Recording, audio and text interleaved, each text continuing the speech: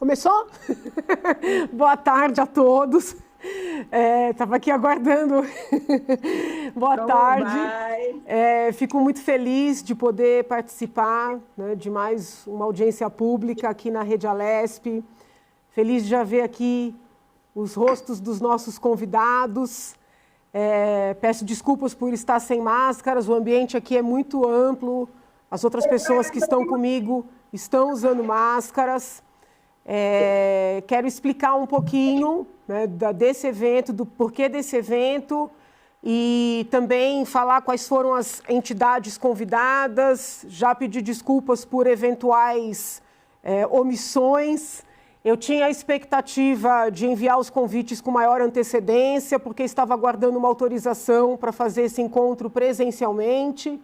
Porém, a casa ainda está na modalidade virtual, preponderantemente. Nós trabalhamos internamente, mas os encontros, o plenário, ainda estamos preponderantemente trabalhando na modalidade virtual. Daí a razão porque os convites foram enviados muito próximo, né, em data muito próxima à do evento propriamente. Hoje é o dia do pediatra. Parabenizo todos os pediatras que participam do nosso debate, que nos acompanham. Essa foi a razão da escolha da data. E por que eu decidi convidá-los para esse diálogo? Porque no início do meu mandato, muito antes da pandemia, eu recebi uma das palestrantes, que é a doutora Socorro, aqui presente, que é presidente da Associação Brasileira de Cirurgia Pediátrica, e ela, acompanhada de outras cirurgiãs pediátricas, foi a primeira pessoa a abrir meus olhos na área da saúde para, vamos dizer assim, eu vou usar um termo forte, né, que pode suscitar polêmica, e eu posso estar equivocado ou exagerando. Ela me chamou a atenção para um desmonte da saúde da criança, né, como trouxe à baila situações, medicamentos que estavam faltando, falta de prioridade nas políticas públicas. E, a partir dali, eu fui conversando com outras pessoas que trabalham ou na área de cirurgia pediátrica ou na área de pediatria propriamente. Fui identificando que existe um processo crescente de tratar crianças, né, por meio de outras especialidades da medicina, igualmente dignas, igualmente importantes. Porém, desde das minhas aulas de ECA, né, de Estatuto da Criança e do Adolescente, seja na condição de aluna, seja na condição de professora, eu sempre digo e repito que criança não é um adulto pequeno, né, que crianças na saúde, na educação, na comunicação, na publicidade, criança requer um tratamento diferenciado, um tratamento individualizado. E eu fui realizando reuniões presenciais, reuniões online, inclusive com alguns dos nossos palestrantes aqui, que podem ficar à vontade para relatar essas reuniões, se assim quiserem. E eu fui, vamos dizer assim, confirmando essa tese inicial. Para além das reuniões oficiais, né, que em regra eu comento nas minhas redes sociais, comento no plenário, eu recebo muitos e-mails de pediatras que têm queixado mesmo do fechamento de leitos por todo o Brasil, do fechamento de leitos no estado de São Paulo. Lembro muito da mensagem de um pediatra indignado quando transformaram o hospital infantil que tem aqui na Brigadeiro em hospital do homem. Os homens precisam de toda a atenção, mas esse pediatra se ressentia de perder mais um equipamento de cuidados com a saúde da criança. Toda a polêmica que envolveu o Hospital Darcy Vargas, né? Eu, de certa forma, cortei com o governador naquele momento, porque foi a segunda vez que eu entendi que houve ali um descuidar da saúde da criança. Não quero polemizar, não quero partidarizar, mas estou só relatando o porquê desse nosso encontro. E eu pensei em apresentar um projeto de lei obrigando, assegurando, não sei qual que é o melhor verbo, mas garantindo a participação de pediatras nas equipes de saúde da família. Também garantindo a presença de um pediatra, né, nas unidades básicas de saúde. E a minha equipe também passou a fazer reuniões, nós estamos analisando os números de Brasil, os números de São Paulo, em termos de disponibilidade de profissionais. Talvez não tenhamos profissionais suficientes para o Brasil, mas as minhas análises mostram que temos pediatras suficientes para o estado de São Paulo.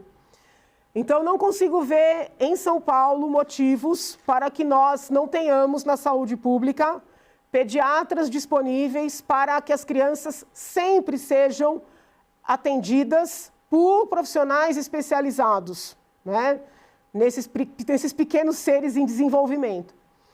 Mas conforme eu ia escrevendo o projeto, a justificativa do projeto, eu fui percebendo que era necessário ouvir mais quem está na ponta, dialogar um pouco mais, né, para não correr o risco da gente apresentar um projeto e ter que modificar depois. Mesmo quando a gente toma esses cuidados, muitas vezes tem que modificar.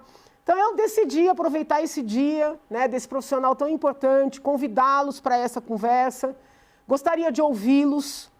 Qual é a ideia que tem, né, de nós garantirmos um pediatra? Não digo que em toda equipe de médico de família, porque eu sei que são muitas equipes, tem grupos que coordenam, mas gostaria de ouvi-los sobre essa ideia. Quero ouvi-los sobre a oportunidade, a possibilidade de termos pediatras em todas as unidades básicas de saúde. Reconheço, louvo o trabalho dos médicos especializados em medicina da família, dos generalistas, dos clínicos gerais, mas, respeitosamente, penso que a criança precisa ser vista por um médico de criança, né? Existe essa especialidade. Mas essa é a minha percepção, né, antes desse diálogo, e quero aqui que todos se sintam confortáveis para falar. Eu vou ler aqui as entidades que foram convidadas, praticamente todas indicaram um representante, eu agradeço.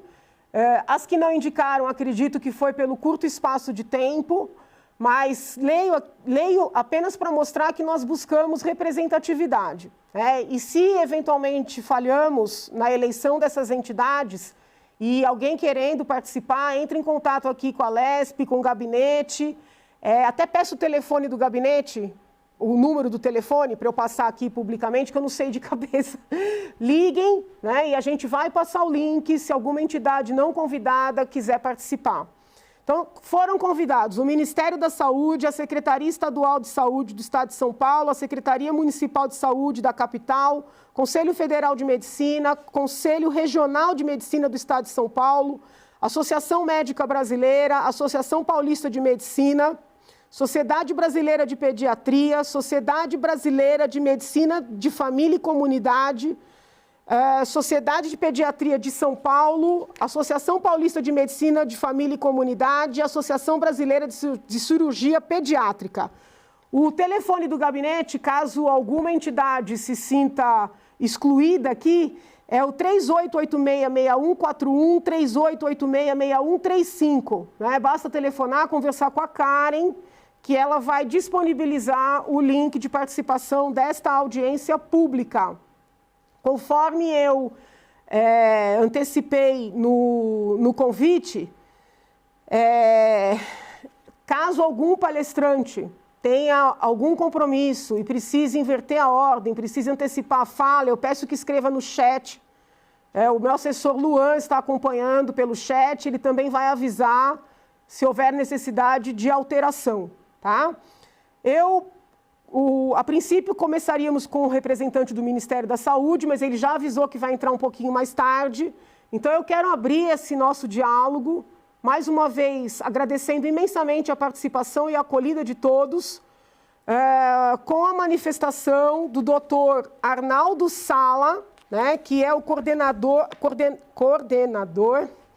da área técnica de atenção básica da Secretaria de Estado da Saúde. Ele é médico sanitarista com especialização em saúde pública, doutor em medicina preventiva pela USP e coordenador, como eu já disse, dessa área técnica de atenção básica da Secretaria da Saúde do Estado de São Paulo desde 2013. Na eventualidade de eu deixar de mencionar algum crédito, peço que o palestrante fique absolutamente à vontade para complementar a apresentação. Eu atribuirei 10 minutos para cada participante, mas se passar um pouquinho também, entendo que é mais do que justificável, porque o tema é complexo. Então, doutor Arnaldo, renovando os agradecimentos, a palavra é do senhor. Muito obrigado pelo convite, pela participação. Boa tarde a todos os participantes. Eu gostaria de iniciar a conversa, assim, em primeiro lugar, expressando que, assim, essa questão da presença do pediatra nas unidades básicas é um assunto bastante relevante, né? Recentemente a gente fez discussões nas nossas regionais da Secretaria da Saúde, e uma das coisas que a gente tem constatado, e mais uma vez a gente constatou agora no final do primeiro semestre, né, uma presença importante de pediatras que atuam nas unidades básicas de saúde, mesmo nas unidades que são, em princípio, de saúde da família. Então, o que a gente tem visto é que as prefeituras, em algumas situações, que não são poucas, né, elas adicionam à equipe de saúde da família a presença de um pediatra com uma carga horária variável, né, porque a gente tem municípios de tamanhos variáveis, com população de crianças também bastante variável. A gente tem algumas regiões em que a gente tem poucas crianças relativamente, em outras regiões a gente tem uma taxa de natalidade maior, então tem uma demanda proporcionalmente maior. Então, isso é bastante variável. Mas essa presença, ela tem sido marcada. Só para citar um número, a gente tem das nossas 4.700 unidades básicas no estado de São Paulo, né? 2.600 tem pediatra pelo menos um período na semana, pelo menos 4 horas. Tá? Alguns têm pediatras, quer dizer, que somam 20 horas semanais, e tem até algumas unidades maiores que chegam a ter 2 pediatras, então totalizando 40 horas de trabalho semanal desses pediatras. Então isso varia bastante, né? E a gente tem envolvido nesse atendimento de pediatras, cerca de 1.900 pediatras, mas se a gente fosse considerar os postos de trabalho, né, e não o número de profissionais que rodam em várias unidades, né, a gente teria em torno de 5.000 postos de trabalho, ou seja, esses 1.900 pediatras, eles atendem em várias unidades, então eles atendem uma carga horária pequena em cada dia da semana, então eles fazem essa cobertura, então, dessas 2.600 unidades básicas que a gente tem. Então, a presença do pediatra, ela já é uma realidade, embora não em todos os municípios, não em todas as unidades básicas. Então, é só para situar uma primeira questão. Agora, quando a gente vai, então, falar em estabelecer algum tipo de regramento no sentido de ter pediatras em todas as unidades, eu queria chamar a atenção para algumas questões que eu acho que são importantes e que dizem respeito à própria Constituição do Sistema Único de Saúde, né? Então, a primeira questão é a Lei 8.080, né, que instituiu os regramentos maiores do Sistema Único de Saúde, né, ela define, então, a presença da esfera federal, da esfera estadual e da esfera municipal, né, como gestores do sistema, né, de forma que, assim, em cada local, quer dizer, o comando é único em cada esfera de governo, ou seja, as questões que dizem respeito à gestão municipal, o Estado não interfere, e quando é uma gestão do Estado, o município não interfere, e assim por diante, né? De forma que nós temos esse regramento, né? E a gente, na Constituição, nas decisões em relação ao Sistema Único de Saúde, a gente tem sempre estabelecido deliberações que são em consenso, né, que são feitas nas comissões intergestores ou estaduais ou tripartite, quer dizer, né, estadual é a comissão intergestora bipartite, ou na federal, que então inclui também a presença do Ministério da Saúde. Então, todas as decisões do SUS, né, importantes, que envolvem a política de saúde, que envolvem a questão do financiamento, elas são decididas de forma tripartite e sempre por consenso, né? De forma que, então, nada é imposto de uma esfera de governo para outra esfera do governo. Tá? Então, esse é um princípio importante, ele precisa estar sempre resguardado.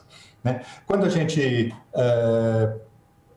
teve a criação do Programa de Saúde da Família, né, na década de 90 ainda, a ideia de ter uma equipe formada por médico de família, agente comunitário e enfermeiro, né, era no sentido principalmente de ampliar a cobertura e o acesso universal à saúde no que se refere à atenção básica, né? Então, não houve uma discussão na época se incluir ou não outras categorias médicas nesta equipe. Então, isso evoluiu desta forma, né?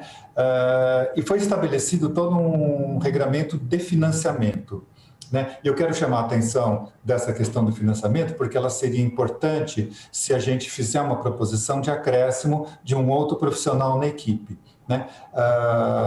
Até 2019, o Ministério da Saúde, na medida que credenciava uma equipe de saúde da família, ela disponibilizava mensalmente para o município um valor financeiro que cobria uma parte do custo, né, que o município tem para salário dos profissionais da equipe de saúde, né? Esses valores eles foram reajustados ao longo do tempo, né? E agora, em 2019, mudou a forma de regramento, né? E ela não é mais, então, por equipe de saúde, mas ela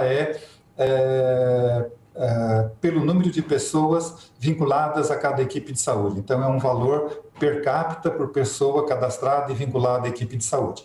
O montante final é mais ou menos o mesmo, quer dizer, não houve nenhum acréscimo importante de custeio, né, por parte do Ministério da Saúde, e também não houve um decréscimo importante, quer dizer, isso varia um pouquinho de município a município, né? A gente teve algumas situações críticas em relação a essa mudança, mas é uma questão de ajuste, mas o mais importante é que o financiamento que o Ministério prevê, né, ele prevê o custeio no médico de família, do enfermeiro e dos agentes comunitários.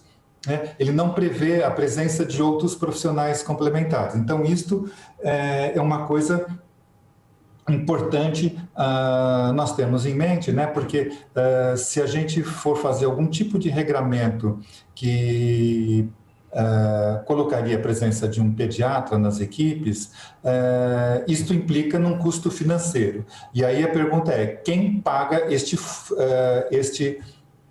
custeio? A gente tem uma situação nos últimos anos, principalmente de 2015 para cá, né, que com um decréscimo, quer dizer, com uma crise financeira, com a crise econômica que a gente viveu a partir de 2015 e agora com a Covid a questão ficou mais complexa ainda, né, a gente tem visto que os municípios têm uma dificuldade progressiva em manter a folha de pagamento dos seus profissionais, né, seja porque eles atinjam o teto da lei de responsabilidade fiscal, seja porque efetivamente eles já gastam um volume grande do seu recurso próprio na área da saúde, quer dizer, mais de 25%, numa boa parte dos municípios, né? O que torna impraticável obrigá-los a acrescentar mais um custo adicional nas suas folhas de pagamento. Então, acho que isso a gente precisava pensar uma forma de equacionar isso de maneira que a gente não imponha a necessidade de um pediatra, mas que a gente possa ter algum programa que estimule os gestores municipais a terem esse pediatra, né? Então, eu acho que a gente não pode, quer dizer, a nossa tradição aqui do SUS não é de imposição, né? Ela é de consenso, ela é no sentido de fazer o gestor municipal aderir espontaneamente, porque, enfim, é mais vantajoso porque, enfim, ele oferece mais saúde para as pessoas, mas ele tem uma contrapartida de forma que ele possa garantir, do ponto de vista do financiamento, né, o equilíbrio das suas contas para manter um profissional e fazer um incremento na qualidade. Eu acho que, assim, para iniciar, são essas as questões que eu queria pontuar, né, quer dizer, no sentido de que se a gente for fazer uma lei, né, ela precisa ser muito cuidadosa, porque, por exemplo, o Programa de Saúde da Família, ele não foi baseado numa lei, ele foi baseado numa portaria do Ministério, que então ela tem uma capacidade de se modificar rapidamente ao longo dos anos, a depender das novas conjunturas. Eu fico sempre preocupado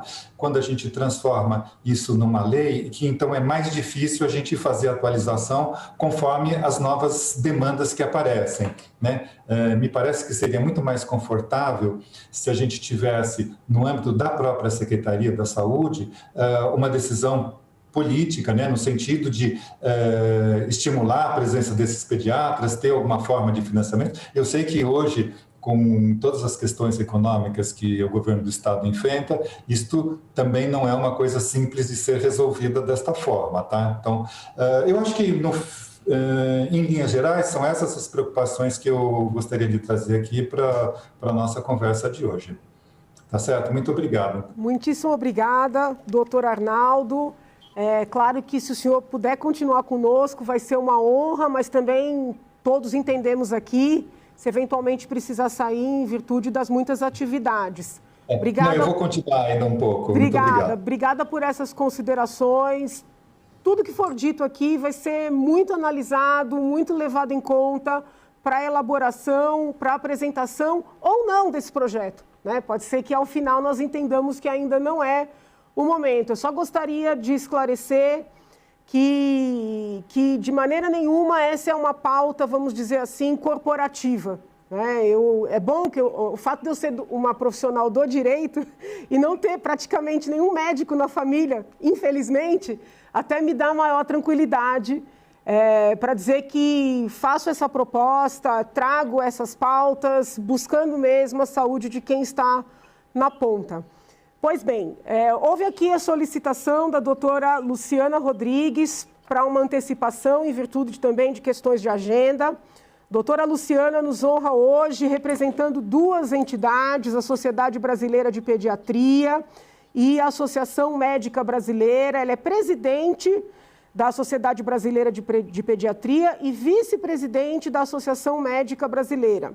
É professora titular da Universidade Federal da Bahia, doutora em Medicina e Saúde, mestre pela mesma instituição, também tem várias especializações, pós-doutora, realmente não só uma pessoa com um currículo diferenciado, também nos atendeu, nos recebeu e pode hoje, né, trazer muito dessa experiência, dessa expertise para nos ajudar nessa reflexão. Doutora Luciana, a palavra é sua. Obrigado, eu quero agradecer o convite, Janaína, cumprimentar todos os participantes e dizer que a Sociedade Brasileira de Pediatria, nessas duas gestões onde eu estou à frente, nós temos tentado por várias vezes, junto ao Ministério da Saúde, levar esta bandeira da necessidade clara e precisa do pediatra na atenção básica de saúde.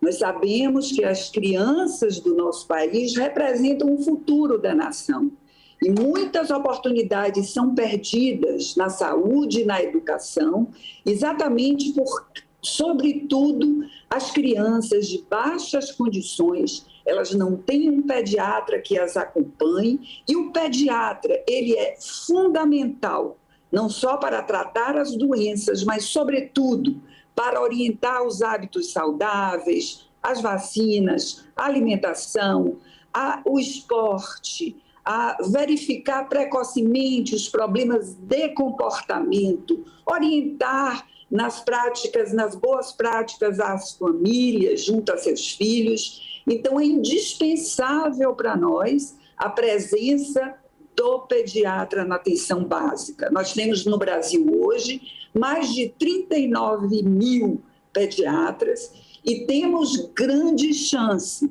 se for uma decisão política, como já foi mencionado, de ter o pediatra para atender as crianças e os adolescentes até os 19 anos de idade. questões como relacionadas com o recém-nascido, questões comportamentais, questões de violência, questões de gravidez na adolescência e inúmeras outras questões têm que ser avaliadas por um pediatra, que é o único profissional capacitado para tal. Nós sabemos que hoje, cada vez mais, aumentam as desigualdades entre as classes sociais e as crianças e os adolescentes pagam um tributo muito grande, porque é exatamente nos primeiros anos de vida que nós deixamos de estimular todo o potencial que o indivíduo vai ter durante o resto da sua vida. Então, nós já fizemos solicitações hoje, que é o Dia do Pediatra, nós estamos em plena campanha pelo pediatra presente na atenção básica de saúde e nós acreditamos, sim, que essa é uma medida que não pode demorar mais de acontecer. Ela precisa ser tomada urgente, estabelecendo-se projetos pilotos em determinados estados mais carentes ou em áreas específicas, mas nós precisamos, de fato, de um pediatra que possa olhar para o futuro da nação. E é só olhando as questões da criança e do adolescente que nós vamos poder mudar o panorama de potencial que nós temos nas nossas populações mais jovens. Então, eu concordo e acho que essa deve ser uma corrente de várias instituições. Eu aqui represento a Sociedade Brasileira dos Pediatras, represento a Associação Médica Brasileira, que também apoia esta causa e que, para nós, é plena a convicção de que nós precisamos, sim, e temos...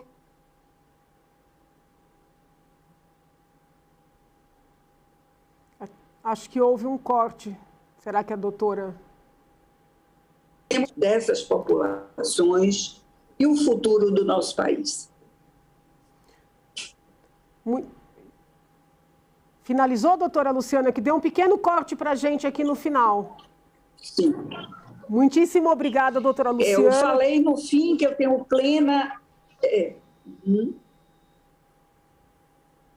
Obrigado, Janaína. Espero que você continue nessa luta e que todos nós possamos engrossar as fileiras em busca da solução para esse problema que é grave, a nosso ver, a falta do pediatra na atenção básica para a criança. Isso aumenta a morbidade, aumenta a mortalidade, retarda o tratamento de muitas condições, enfim, traz problemas de várias ordens que a gente precisa resolver.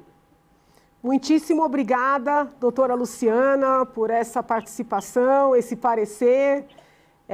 Agradeço também o tempo da senhora e, da mesma maneira, se puder ficar conosco, mas já sei que tem uma agenda apertada, fique à vontade para sair e voltar até o final desse nosso debate. Muitíssimo obrigada. E para quem está entrando agora, chegando agora, nós estamos discutindo hoje, dia 27 de julho, que é o Dia do Pediatra, o papel do pediatra na saúde da família, na saúde básica, com a participação de várias entidades representativas. E fique conosco, né? Opine, participe, é um tema importante, que é a saúde da criança tem a ver com o nosso futuro como país e a tranquilidade de uma família também está na saúde das suas crianças e de seus adolescentes. Dando sequência para o nosso diálogo, eu passo a palavra à doutora Atene Maria Marco França Mauro. A doutora Atene vem hoje aqui participar conosco representando a Secretaria Municipal de Saúde. Ela é médica pediatra, especialista em medicina do adolescente, fez aprimoramento no INSPER sobre políticas para a primeira infância, especialista em gestão de serviços de saúde pelo Sírio-Libanês, tem outras tantas especializações, mas atualmente é coordenadora da área técnica de saúde da criança e do adolescente na Secretaria Municipal de Saúde do Estado de São Paulo. Então, eu passo a palavra para ela, para suas considerações, agradecendo imensamente a generosidade de estar aqui conosco nesta tarde.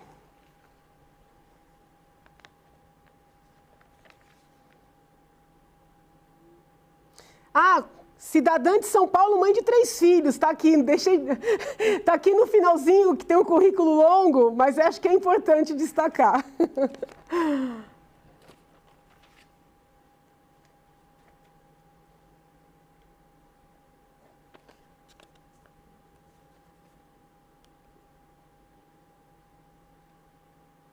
Está liberado o som da doutora Atene?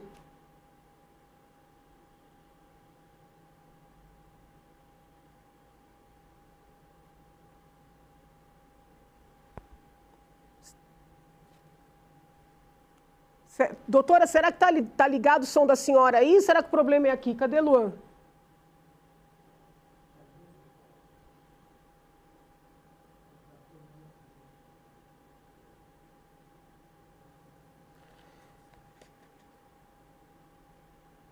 Então, enquanto a doutora Atene tenta solucionar o problema de som, eu passo a palavra ao doutor Donizete Dimmer Jean Bernardino Filho, que é primeiro vice-presidente do Conselho Federal de Medicina, graduado na Federal do Paraná, especialização em pediatria, nefrologia pediátrica, tem MBA em gestão hospitalar, diretor técnico do Serviço de Nefrologia Pediátrica do Hospital Infantil Pequeno Príncipe, professor também da Faculdade Pequeno Príncipe, presidiu o CRM do Paraná, onde hoje é conselheiro. Passo a palavra ao doutor Donizete para suas considerações, agradecendo a participação, e assim que o doutor Donizete terminar, retornaremos à doutora Atene. Obrigado pelo convite, cumprimento a todos os amigos presentes, e não há nada mais importante que falar do futuro, que falar das nossas crianças e falar da defesa das nossas crianças é falar do futuro. Então, eu vejo que em todos os países, mesmo aqueles ditos mais avançados, né, democráticos, o banco de dados, os direitos das nossas crianças e até as políticas públicas de saúde não são claras e não são visíveis. No Brasil, esse fato se repete. Então, definitivamente, as crianças precisam de uma proteção maior. O Brasil precisa cumprir o Estatuto da Criança e do Adolescente, e nós, profissionais que atuam em crianças, temos que ter o dever de tentar protegê-las, porque ao proteger as crianças, nós estamos protegendo o futuro de um país, o futuro de uma nação. Então, quando nós estamos preocupados com a saúde das crianças, com sua plasticidade cerebral, com seu desenvolvimento, com sua capacidade, nós estamos preocupados com o futuro. Quando nós defendemos que todas as crianças têm que ter um direito igualitário de acesso à saúde, à educação, é porque nós estamos preocupados com o futuro. E todo esse investimento, posso usar essa palavra, ele é tão mais importante quanto mais jovem for a nossa criança. Por isso que a doutora Luciana colocou muito bem a importância dos 1000 dias, que seria a gestação mais 2 anos de idade, a importância da primeira infância, né? Então, até 6 anos de idade, mas as outras faixas etárias não são menos importantes. Mas quanto mais jovem, mais importante é. Nesse sentido, nós defendemos, e com muita ênfase, a presença do pediatra no programa de saúde da família, né? De uma forma inclusiva. Em nenhum momento nós estamos defendendo que a criança tem que ser atendida somente por pediatras, mas sim que o pediatra participe das equipes de família de uma forma racional, organizada. Nós vemos que nos outros países, na Europa, foi feito um estudo MOSH chamado, de cerca de 30 países, e a presença do médico pediatra é muito forte, e em 1/3 das equipes de saúde da família da Europa, o atendimento é feito por crianças. Então, a nossa proposição jamais é de exclusão, sim de inclusão do médico pediatra, que é o médico tradicionalmente de família, se inserir na equipe da família e não ser excluído, como está sendo feito. Que, na verdade, o governo brasileiro, seja lá de qual cor, de qual partido, ele está excluindo o pediatra do serviço público brasileiro, né, de uma forma geral, porque não há nenhum estímulo. A presença do médico pediatra, ela é ou de alguma questão voluntária do município, ou é um rescaldo de um pediatra que está para se aposentar, porque se nós vermos o número de concursos públicos oferecidos para médicos pediatras, é muito pouco. Então, o que nós vemos assim como, e eu digo isso com ênfase, né? Assim, nós temos que proporcionar às nossas crianças uma condição de igualdade de acesso. E por que nós, de uma forma não transparente, colocamos que todas as crianças SUS, que é 75%, não têm o mesmo acesso? Por que motivo isso, né? Por que motivo que todos os pediatras que nós formamos com dinheiro público são relocados ao sistema privado? Está certo isso? É correto uma situação dessa? Então, nós queremos sim o melhor para as nossas crianças. O Brasil tem hoje quase 40 mil pediatras. Para o Brasil ter o número necessário de especialistas em medicina da família, se forçar a mão, vai levar 20 anos. Então, por que nesse período não usar uma mão de obra pronta? Então, nesse sentido, que nós estamos defendendo uma lógica, uma racionalidade geográfica nossa, um conceito nosso de saúde, não importar modelos engavetados, patrocinados por bancos mundiais. Nós temos capacidade para construir o nosso modelo. E dessa forma, eu até assim entendo que São Paulo, o país mais rico do Brasil, eu acho importantíssima essa iniciativa no tocante da presença do médico pediatra na saúde da família. Então, é uma postura que não é corporativa em nenhum momento, simplesmente nós entendemos que toda criança deveria ser tratada igual, tal qual como ela nasceu. Uma criança, quando nasce, ela é igualzinha ao filho do mais rico, ao filho do mais poderoso, ao filho do mais pobre. Isso nós temos que defender, porque é só dessa forma que nós defendemos a humanidade. E eu acho que a única coisa que vale a pena na nossa vida é se sentir útil ao próximo. O resto são banalidades. Então, muito obrigado pela oportunidade. Entendo e agradeço muito, deputada Janaína, pela sua sensibilidade e por virar essa página e torná-la mais transparente. Muito obrigado. Imagina, eu que agradeço, doutor Donizete, a participação, os ensinamentos. E realmente eu entendo que é um tema que precisa ser olhado de perto. E eu penso que São Paulo, por ter mais condições econômicas, maior disponibilidade de profissionais, seria o Estado a dar este passo, né? Então, se depender de mim, não digo que necessariamente tenha que ser como eu estou imaginando, né? Por isso que estamos ouvindo tantos profissionais. Mas nós vamos dar atenção especial, primeiro para as crianças de São Paulo, já visto que o debate está acontecendo aqui, mas na sequência para as crianças do país inteiro, né? Não é justo um tratamento diferenciado. Agradeço imensamente a participação do senhor, do Conselho Federal de Medicina, que sempre nos acolhe e participa conosco das nossas iniciativas.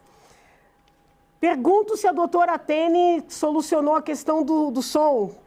Se sim, doutora... Acho que sim. Pois não, doutora, a palavra é da senhora. Muito obrigada por participar. Eu que agradeço a oportunidade e cumprimento a todos, né? Em nome... Precisa colocar a doutora na tela. Ela está fora da tela. Só um pouquinho, doutora. Estou fora da tela. Sabe por que eu estou fora da tela? Uhum. Porque eu estou aqui na secretaria e eu estou no computador e no tablet para poder falar. É incrível. Né? Não, é isso. A gente se vira, né? O que importa é que a senhora está conosco. Vamos lá, doutora. Bom, é o seguinte, eu só queria fazer uma correção. Eu coordeno a área técnica de saúde da criança e do adolescente do município de São Paulo, não do estado. Tá? Ah, perdão, doutora, sim, perdão, fui eu que errei, está escrito certo aqui, perdão. Não, então, mas acontece, nós estamos juntos. Eu queria só fazer um comentário em relação até a números, para a gente ter uma ideia da dimensão do município, né? Aqui no município, nós temos 468 unidades básicas de saúde. Dessas 468, 322 têm equipes de saúde da família.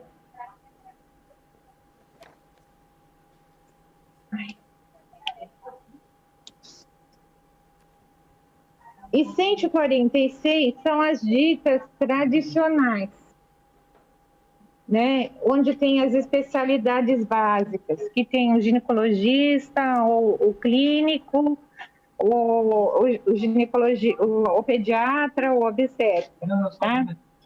E dessas 468 e das 322 com saúde da família, eu tenho 1.636 equipes. E o número de pediatras na assistência, não em cargos de administrativos, de supervisão, mas atendendo mesmo na ponta, nós temos 491.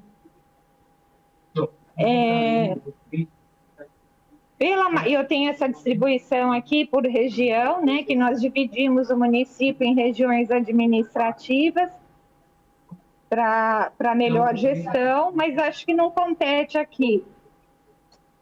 Como o Arnaldo falou, o doutor Arnaldo, desde 1994,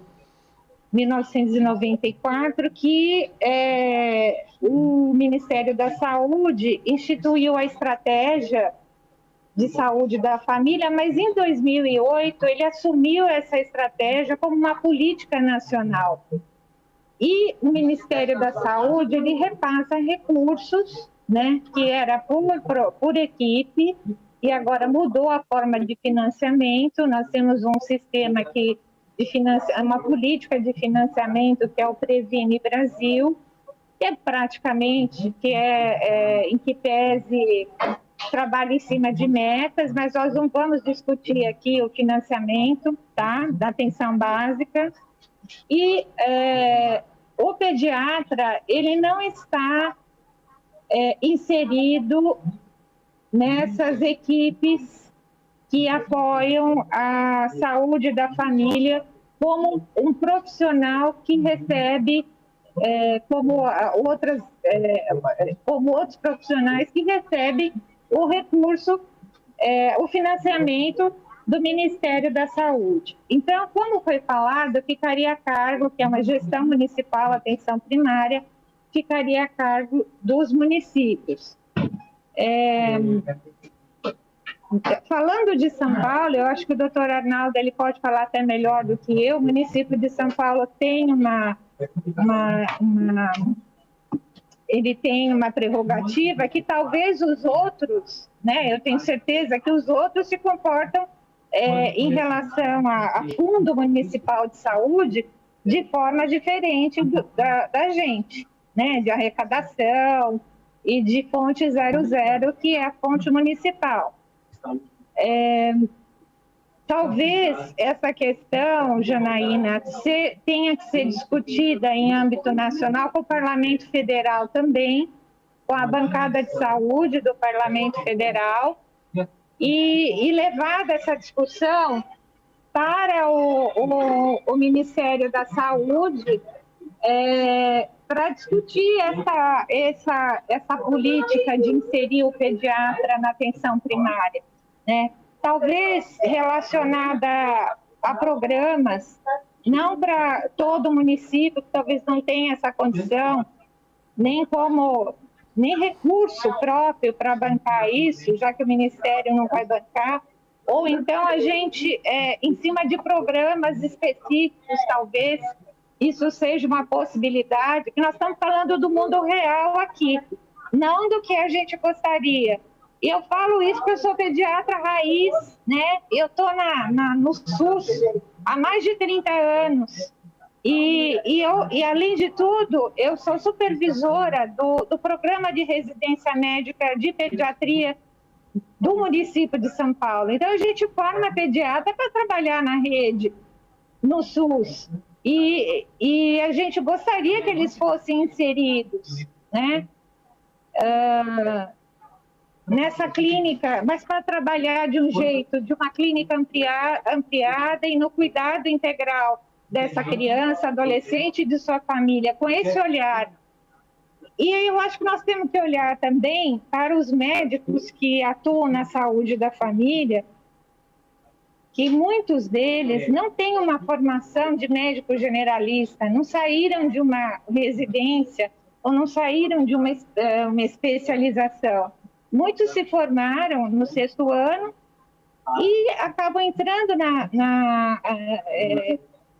no mercado de trabalho, né? Ou então são de outras especialidades e acabam atuando na saúde da família. Então, é diferente daquele médico que tem a formação de generalista, em que pese que o médico pediatra, na minha opinião, né, e como gestora e técnica do município, ele poderia apoiar essas equipes. Se a gente não consegue colocar o médico em todas as equipes de saúde da família, pelo menos fazer esse apoio matricial, que seria o ideal para começar. Então, a gente poderia...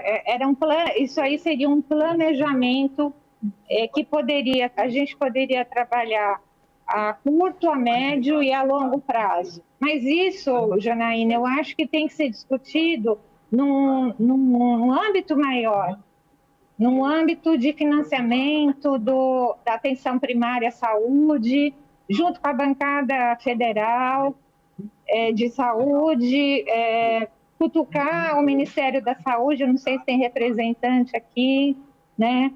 Porque tanto o Conselho, o CFM, como a Sociedade de Pediatria, eles são a favor. Então, a gente tem a contribuição, mas eu acho que essa questão do financiamento para os municípios pesa, né? Eu deixo aqui a gente enxerga a necessidade, a gente está formando profissional para o SUS, trabalhamos com a política prioritária da primeira infância, redução da mortalidade infantil, redução da gravidez na adolescência, são programas de meta, a gestão está olhando para isso, mas essa questão do recurso é muito importante. Muito obrigada, doutora Atene, representando aqui a Secretaria Municipal da capital. Antes de passar a palavra para o doutor Abramovich, eu queria só fazer um pequeno comentário. Eu até compreendo que haja uma competência, que seria um tema a ser tratado com a Câmara Federal, com a bancada da área de saúde federal. O problema é o seguinte, a Câmara é gigantesca. Se é difícil um projeto andar aqui, e a senhora não pode imaginar como é difícil, como é frustrante o tempo que demora para andar um projeto aqui, na Câmara a situação ainda é mais grave. Por incrível que pareça, na Câmara a politização é maior. Eu tenho percebido isso. Aqui a gente ainda consegue fazer... É só comparar como é que são as CPIs aqui, como é que são as CPIs lá. Tudo lá é muito politizado. Então, se eu esperar a Câmara, eu não vou fazer nada. O Ministério da Saúde será representado, o doutor Rafael vai entrar em alguns minutos, ele pediu para entrar um pouco mais tarde. Mas a gente fez um levantamento pelo gabinete dos números de disponibilidade de profissionais. E a situação de São Paulo, capital principalmente, mas também do estado, é muito diferente da do resto do país. Por óbvio, se o Ministério lança um programa para o país inteiro, inclusive com incentivo para que pediatras sigam para outros estados, nós poderemos conseguir melhorar a situação das crianças do Brasil como um todo. Mas não me parece, doutora, que nós possamos esperar. E São Paulo, né, para além dos recursos federais, do SUS, também tem recursos. E muito recurso. Né? O superávit do ano passado, que foi um ano difícil, um ano de pandemia, foi elevadíssimo, mais de 7 bilhões. E muito da gestão dos equipamentos de saúde no estado de São Paulo, na capital também, essa gestão é muito feita por meio de OSs. E tem uma série de fontes de pagamento. Então, eu reconheço que se nós conseguirmos fazer no âmbito federal, tanto melhor, né? Mas eu acredito de verdade que dá para fazer. Primeiro no âmbito estadual ou paralelamente. E dá para a gente implementar em São Paulo primeiro. Né? Mas é só uma observação para reflexão.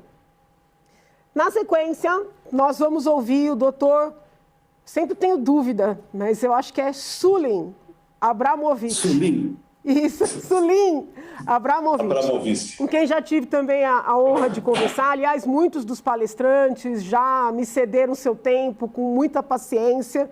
Já tive a honra de conversar. Doutor Sulim, que é presidente da Sociedade de Pediatria de São Paulo, tem MBA de Gestão em Saúde no INSPER, residente em emergência pediátrica, trabalha no Instituto da Criança, no Hospital das Clínicas da USP, já passou muito da sua experiência numa reunião anterior e agora, obviamente, poderá também compartilhar conosco esse seu conhecimento. Muito obrigada, doutor, por aceitar o convite. Boa tarde a todos. É com enorme satisfação que estamos reunidos aqui na Assembleia Legislativa do Estado de São Paulo, nessa importante audiência pública, convocada pela senhora deputada estadual Janaína Pascoal, a quem agradecemos o interesse em defender crianças e adolescentes do Brasil. Hoje nós comemoramos o Dia do Pediatra. O médico pediatra é, antes de tudo, um orientador com a responsabilidade de qualificar o desenvolvimento de um adulto capaz numa sociedade que se pretenda seja mais justa. A realização dessa tarefa exige competência, compromisso, lealdade, disponibilidade, vontade e tempo. É dos poucos profissionais que atuam em todos os níveis de atenção à saúde, promoção, atenção, recuperação do processo de desenvolvimento, com intervenções educativas, preventivas, diagnósticas e terapêuticas. No atendimento pediátrico, devem ser levados em conta aspectos como estado nutricional, história alimentar, curva de crescimento, desenvolvimento neuropsicomotor, situação vacinal, acuidade visual auditiva, saúde bucal, qualidade, quantidade de sono, dentre outros parâmetros de saúde e desenvolvimento. A relação médico-paciente adquire peculiaridade e intensidade diferentes na área da pediatria. É uma das especialidades médicas em que mais a afetividade e a empatia são determinantes para o sucesso do tratamento. Daí uma assistência segmentada, supervisionada por diversos elementos, não ser o ideal, exatamente porque afeta um elemento essencial, a confiança. A confiança no profissional pediátrico não se impõe, conquista-se. Um atendimento adequado significa obrigatoriamente que o binômio família-paciente foi impactado de maneira positiva nesse relacionamento. Quando qualquer uma dessas partes não for satisfeitas, as suas necessidades, haverá uma ruptura das condições ideais. Não adianta uma criança ser bem examinada e receber uma prescrição adequada se a mãe não assimilou o conteúdo da informação ou não teve a sua ansiedade amenizada por uma palavra esclarecedora. Ou seja, aquela receita efetivamente não for aplicada. Pais imaturos, ansiosos, agressivos, precisam ser mais bem orientados para que esse comportamento não repercuta negativamente na saúde do seu filho. A pediatria é uma atividade médica específica, com vários componentes que a diferenciam particularmente no cuidado com o ser humano, na fase que está em crescimento e desenvolvimento, com toda a repercussão na sua qualidade de vida adulta. A qualificação de um pediatra é, portanto, uma tarefa de enorme responsabilidade, que não vem sendo recompensada proporcionalmente ao esforço requerido. Sequer é considerado um significativo ganho para o sistema de saúde. O bom atendimento pediátrico acarreta redução de internações hospitalares, redução da utilização de procedimentos diagnósticos desnecessários, racionalização dos processos terapêuticos com economia, com grande economia de recursos financeiros e um avanço mensurável na qualidade de vida da infância e da adolescência. Essas são as considerações que eu fiz para valorizar o nosso dia de pediatra e, feitas essas considerações, vamos partir para o tema que nos reúne no dia de hoje, que é o direito ao atendimento pediátrico na atenção primária. Eu fiz um relatório sobre uma série de requisitos e vantagens, mas alguns já foram colocados aqui. Eu queria só reforçar alguns que já foram citados aqui, principalmente o acesso igualitário de todas as crianças a um pediatra. Se uma família que tem convênio ou pode pagar um pediatra, ela certamente vai escolher um pediatra para cuidar do seu filho. 75%, como foi citado aqui, podem não ter essa opção e ser tratado por um médico generalista. Nós valorizamos muito o médico de saúde da família. Nós, como pediatras, não somos contrários, nós valorizamos que é muito difícil a formação no médico de saúde da família. Mas nós queremos participar. O atendimento integral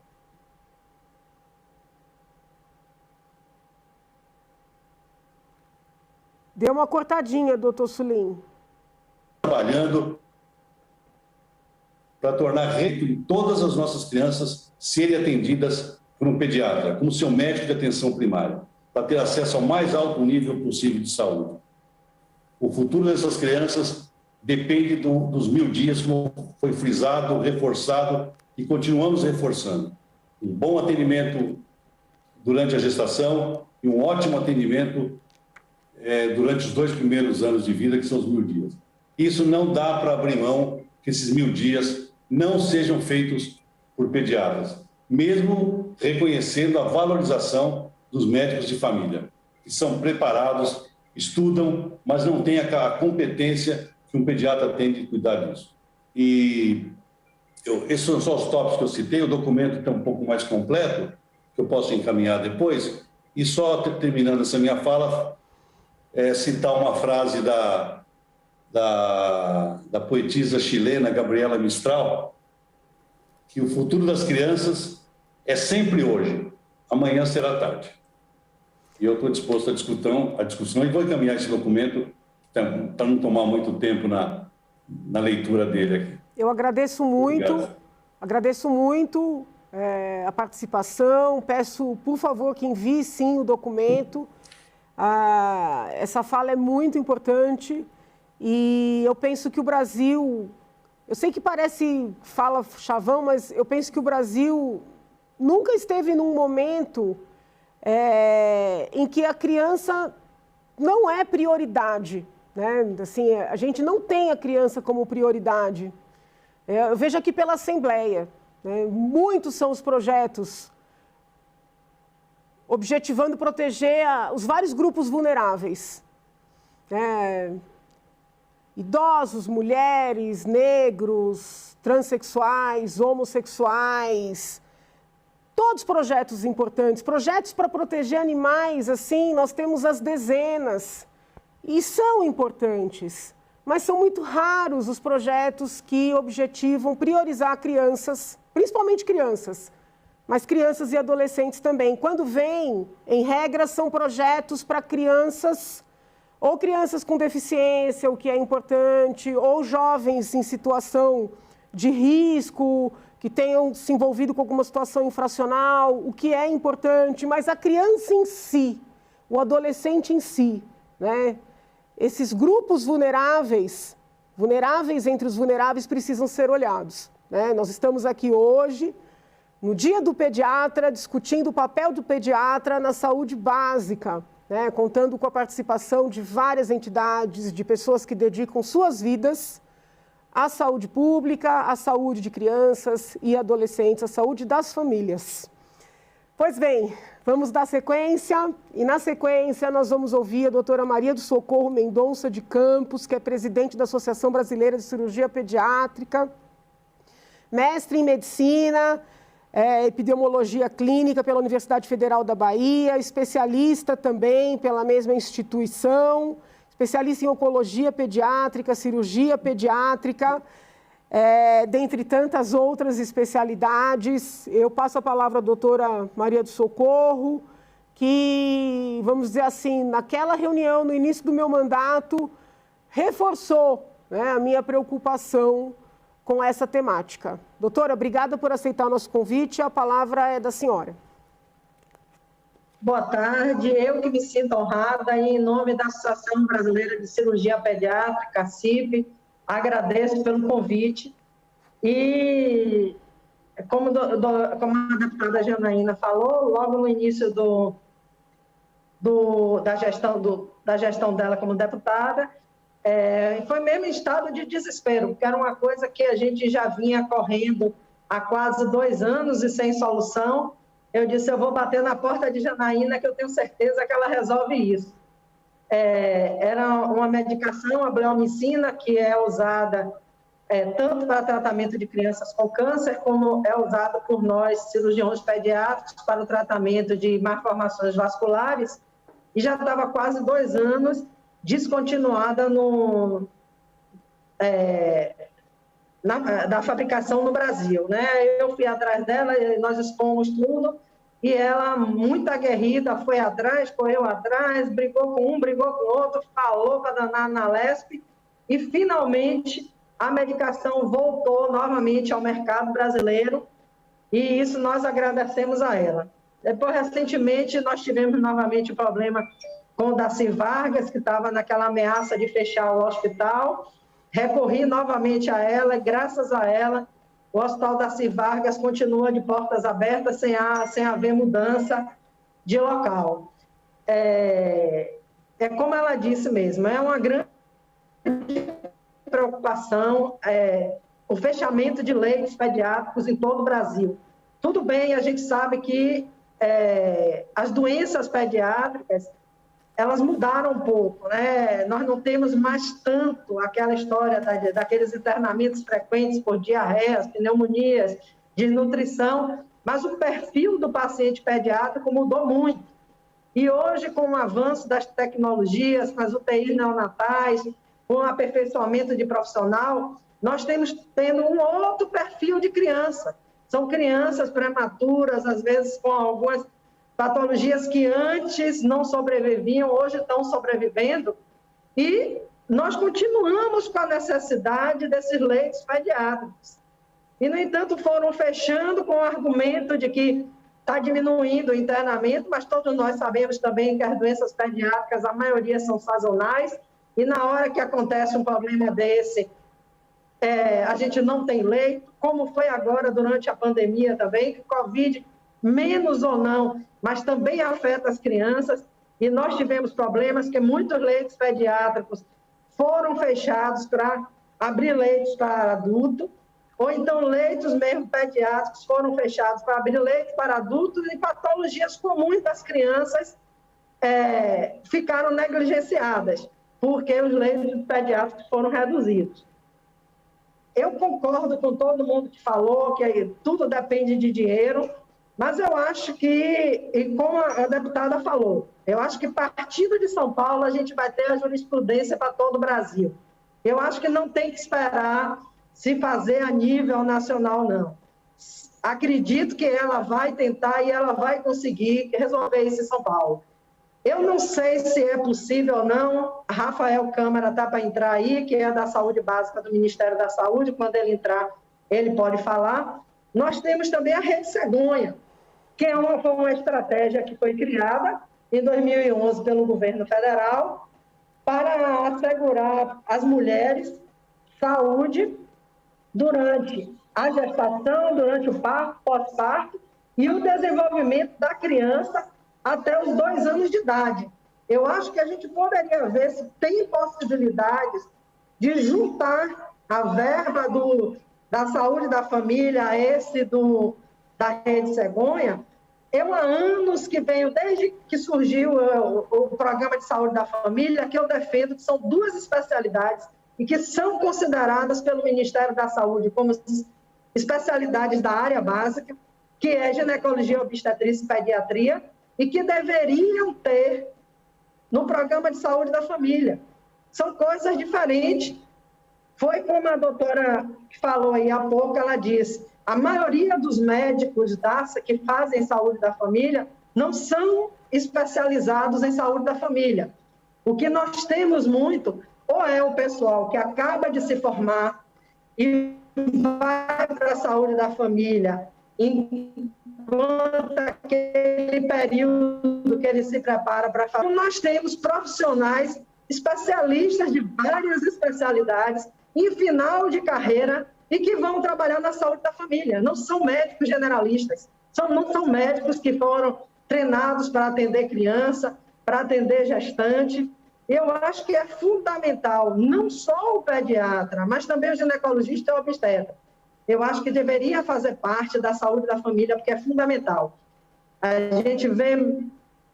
gente que trabalha em interior, a gente vê muito isso. Eu já trabalhei em 2 cidades aqui da região metropolitana de Salvador, e a gente vê isso, e mesmo na capital a gente vê isso também, certo? Que o profissional não é preparado para um atendimento adequado à gestante. A gente vê chegar gestantes com gravidez de risco que nunca fizeram ultrassom, ou que fizeram ultrassom, mas como no Programa de Saúde da Família só tem, eu acho que 2 ou 3 consultas com a obstetra, então não é diagnosticado aquela gravidez de risco, aquele bebê que vai nascer com a necessidade de uma cirurgia de imediato, certo? A gente recebe na regulação crianças que nascem com gastrosquise, com o intestino todo de fora, e o pessoal não é treinado nem para dar um primeiro atendimento adequado, para dar uma melhor qualidade, uma maior sobrevivência às crianças. Então, eu acho que a gente tem que estar alerta a tudo isso. A gente sabe da preocupação em relação de verba, mas eu acho que quando se quer, se faz, certo? Eu vou comprometer os outros aqui, mas eu vou botar no fogo também, porque nessa hora a gente tem que unir forças. Nós temos o Instituto Brasil de Medicina, que é o IBDM, que é um braço político das entidades médicas, com a Frente Parlamentar da Medicina, que foi uma grande vitória, que há muitos anos as entidades médicas reivindicam, e agora, a partir da última eleição, foi formada a Frente Parlamentar da Medicina, e nós temos à frente da Comissão de Seguridade Social, doutor Luizinho, que é médico, tem sido bastante atuante. Nós temos também na Comissão de Seguridade Social um cirurgião pediátrico, que é deputado federal por Goiás, doutor Zacarias Calil, que é muito conhecido pelas cirurgias de gêmeos conjugados. Eu tenho certeza que se a deputada Janaína Pascoal procurar esse grupo de pessoal da Frente Parlamentar de Medicina, eu tenho certeza que ela vai ter esse apoio para que a gente consiga fazer isso, não só em São Paulo, mas também a nível de Brasil. Mas acho que ela não deve se desanimar, não. Ela tem que ir primeiro tentar São Paulo mesmo, que eu tenho certeza que ela consegue. Dinheiro tem, certo? Basta a gente saber onde aplicar, quando aplicar e de que forma aplicar. Porque dinheiro não falta. Porque se pode sair 6 bilhões para fazer campanha política, eu acho que dinheiro pode ser aplicado também na saúde, na educação e na segurança, que é o básico, que é o constitucional. Tá? Muito obrigada. Mais uma vez, agradeço a doutora Janaína, parabenizo a ela pela atitude aguerrida que ela tem na defesa das coisas que ela reconhece como legais e necessárias. E meu muito obrigada em nome da Associação Brasileira de Cirurgia Pediátrica. Eu que agradeço, doutora Maria do Socorro, e foi bom a senhora ter lembrado do doutor Calil. Eu participei de uma audiência pública com ele por força de um projeto que eu mandei lá para a Câmara tratando de adoção. Eu apresentei aqui em São Paulo, mandei para a Câmara, deputada Paula Belmonte, deputado general Peternelli, apresentaram também no âmbito federal, e o doutor Calil participou, e eu ainda não tinha pensado apresentar esse projeto aqui em São Paulo sobre pediatria. E eu gostei muito dele. Então, a senhora já me deu uma ideia, vou entrar em contato com ele, sim.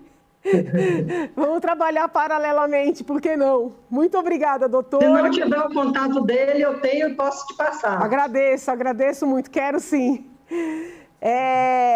Vamos dar sequência. Para quem está chegando agora, né, o tema é o papel do pediatra na saúde básica, na saúde da família. Hoje é o Dia do Pediatra, parabenizo você que cuida da saúde de nossas crianças e adolescentes. Vamos dar a palavra ao doutor Clóvis Francisco Constantino, que está aqui participando da nossa audiência, representando a Associação Paulista de Medicina. Doutor Clóvis, que também é pediatra, é doutor em bioética pela Faculdade de Medicina da Universidade do Porto, em Portugal, tem professor em várias instituições de ensino, tem pós-doutoramento também, e com certeza vai colaborar muito com essa nossa discussão. Doutor Clóvis, a palavra é do senhor. Muito obrigado, a deputada Janaína Pascoal. É uma satisfação enorme estarmos aqui nessa sala. Eu, nesse momento, representando a Associação Paulista de Medicina, a pedido do nosso presidente, doutor José Luiz Gomes do Amaral, mas também sou pediatra e vice-presidente da Sociedade Brasileira de Pediatria.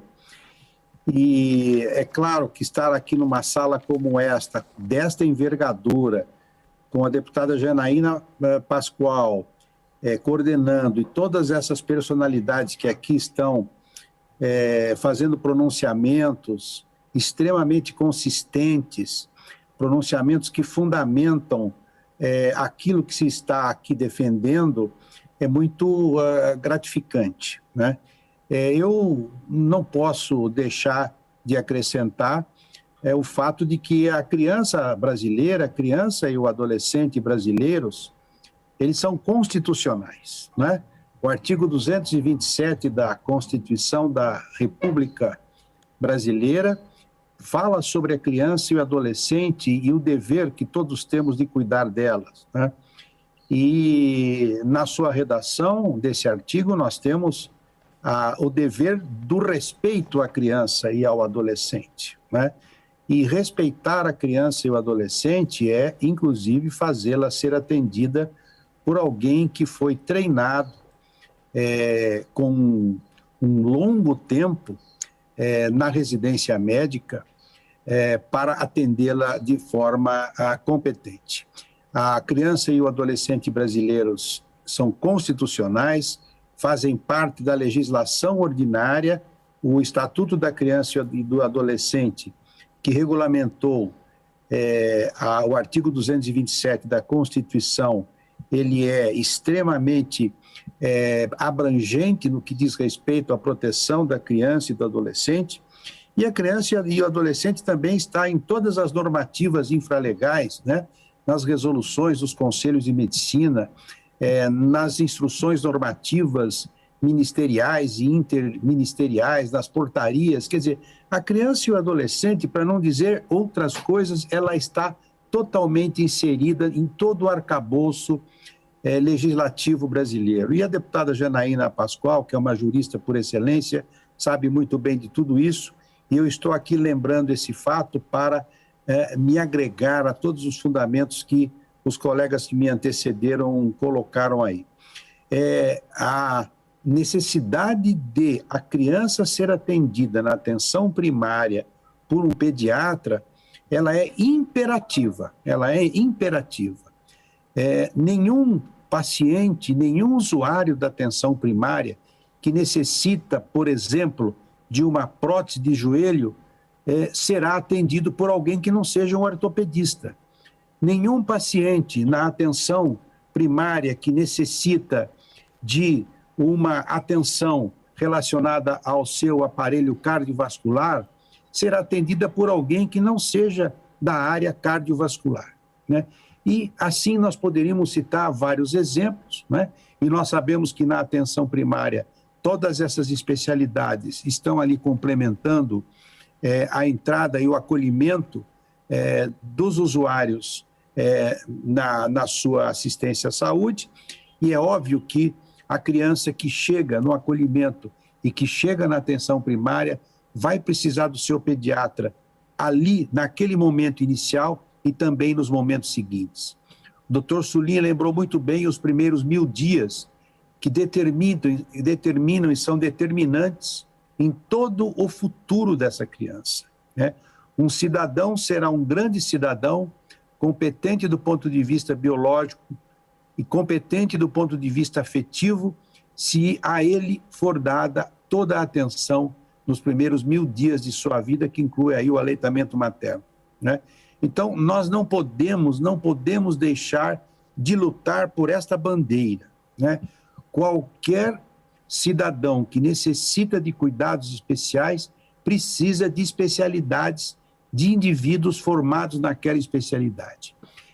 E a pediatria pode não parecer aos olhos de quem usa a alta tecnologia na medicina, mas a pediatria é extremamente complexa, extremamente complexa.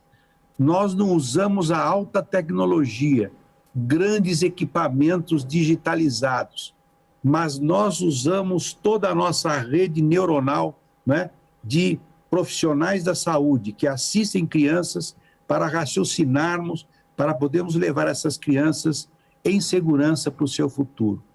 Como disse o Dr. Sulin, nós precisamos trabalhar em várias vertentes, em vários ângulos da assistência à saúde dessa criança, que está em crescimento e desenvolvimento. Nós não podemos desgarrar dela 1 minuto, porque nesse 1 minuto, esse crescimento poderá ter uma interrupção por algum agravo à sua saúde. Portanto, nós pediatras, nesse dia do pediatra, continuamos veementemente defendendo a nossa assistência especializada às nossas crianças e adolescentes. Me congratulo aqui com os colegas presentes, me congratulo com a deputada Janaína Pascoal e agradecendo a oportunidade pelo espaço em nome da Associação Paulista de Medicina. Um grande abraço e nós vamos conseguir isso, deputada, nós vamos conseguir. Amém. Eu agradeço muito a participação do professor Dr. Clóvis e imediatamente convido a tecer suas considerações o Dr. Lucas Gaspar Ribeiro, que também representa 2 instituições nesta oportunidade. Ele representa a Associação Paulista de Medicina de Família e Comunidade, a instituição da qual ele é presidente, e representa também a Sociedade Brasileira de Medicina de Família e Comunidade, onde ele é membro diretor. Dr. Lucas é médico de família e comunidade pelo Hospital das Clínicas da Faculdade de Medicina de Ribeirão Preto, mestre em Saúde da Família pela Faculdade de Medicina de Botucatu, e, como eu já disse, hoje representa essas 2 instituições. Também é docente da Universidade Federal de São Carlos. Então, doutor Lucas, a palavra é do senhor. Olá, boa tarde a todo mundo. Primeiramente, obrigado pelo convite, tanto pela Associação Paulista quanto pela Sociedade Brasileira de Medicina de Família e Comunidade. Acho que é muito importante para nós, como sociedade médica de Medicina de Família e Comunidade, estar presente nessa discussão, estar presente nesse encontro, né? Eu queria começar dando parabéns aos pediatras, todos os pediatras que estão aqui, todos os pediatras que estão nos ouvindo, né? O Dia do Pediatra é um dia que a gente tem que comemorar, é um dia muito importante, é um dia de se levar de forma positiva, né? Eu fiz várias considerações em relação à fala de todo mundo, né? Que eu achei que foi muito interessante, muito importante a fala de vocês todos que falaram até agora, tanto prós quanto contra, quanto caminhos a se fazer, né? E para colocar algumas ponderações na minha fala e tentar tecer uma linha de raciocínio próxima da que vocês estão fazendo. Acho que a primeira coisa que eu queria falar de forma assim é o nome da especialidade. É muito comum a gente confundir o nome do política de saúde com o nome da especialidade, né? Eu ouvi muita gente comentando médico de saúde da família, médico da família, né? Isso são nomes da política pública que surgiu lá em 94 com o programa Saúde da Família. E isso levou a uma grande confusão do que é especialidade e do que é o médico que atua na atenção primária à saúde, né? Então, o nome da especialidade é Medicina de Família e Comunidade.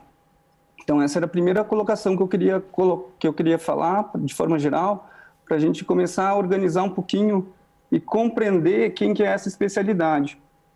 Por que eu digo isso? Porque quando a gente fala médico de saúde da família, médico da família, pegar primeiro o médico da família, né? Alguns de vocês, eu fui até nominalizando aqui nos meus papéis, comentaram que o pediatra é um médico da família, que o pediatra é o médico que cuida de toda a família, que o pediatra é o médico que atende a criança e consegue fazer a organização da mãe, explicar para a mãe, explicar para os pais, é o médico que consegue evitar que uma família se inicie de forma desorganizada, por exemplo, uma gravidez na adolescência e etc. e tal, né?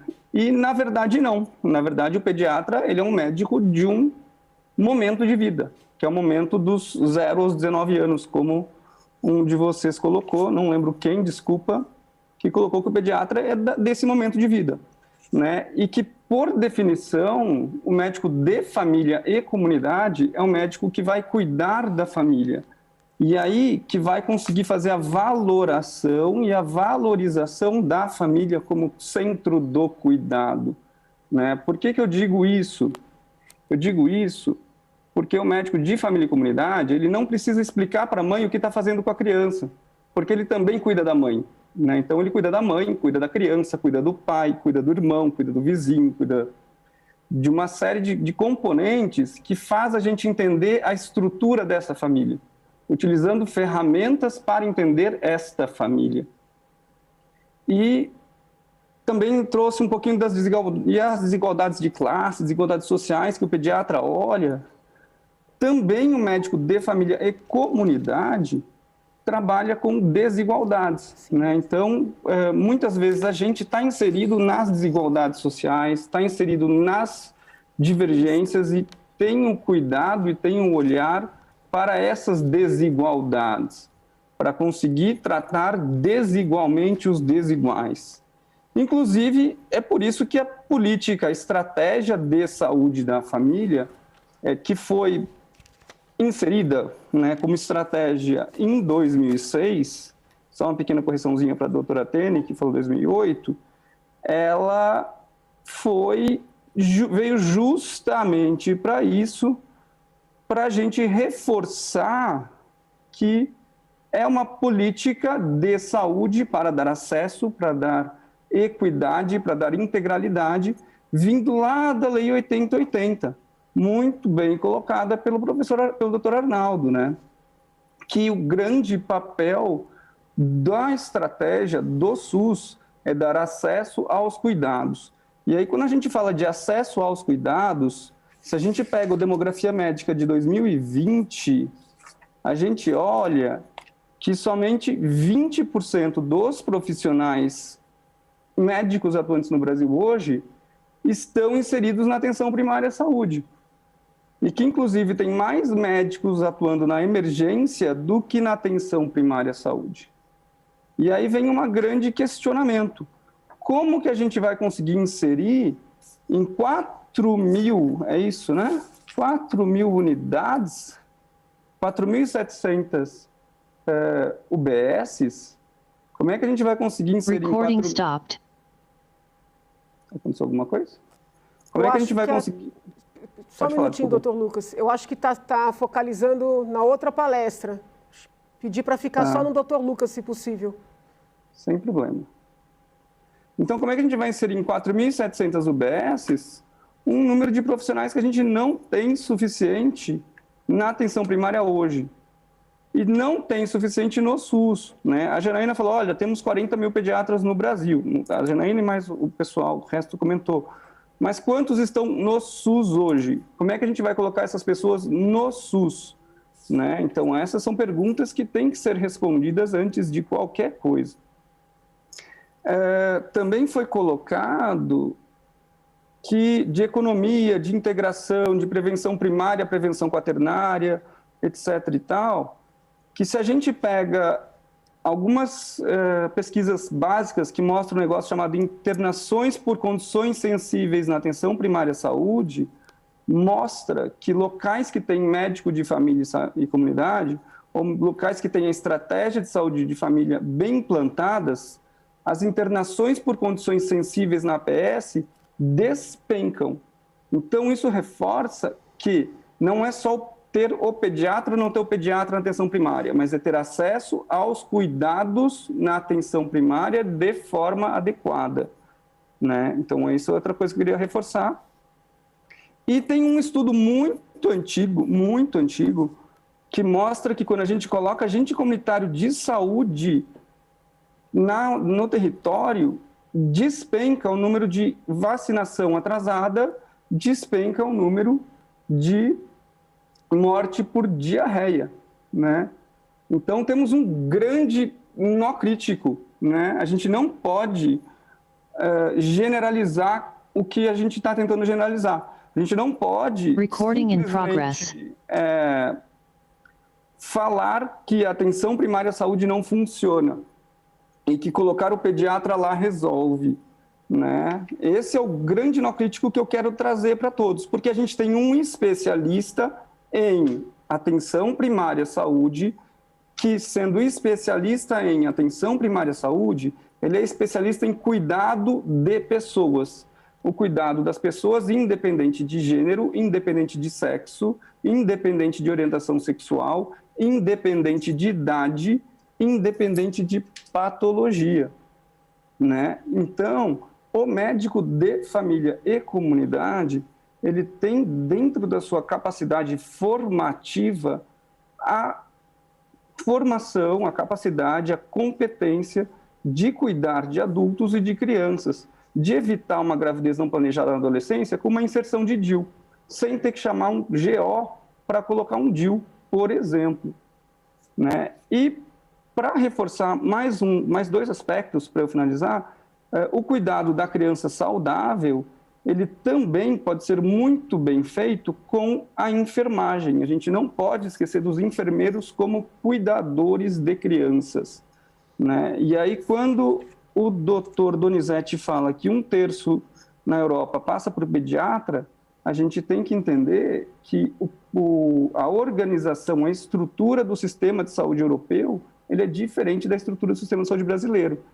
Se a gente falar 1/3 passa para o pediatra na Europa. Na Espanha, praticamente todas as crianças passam para o pediatra, não passam para o médico de família.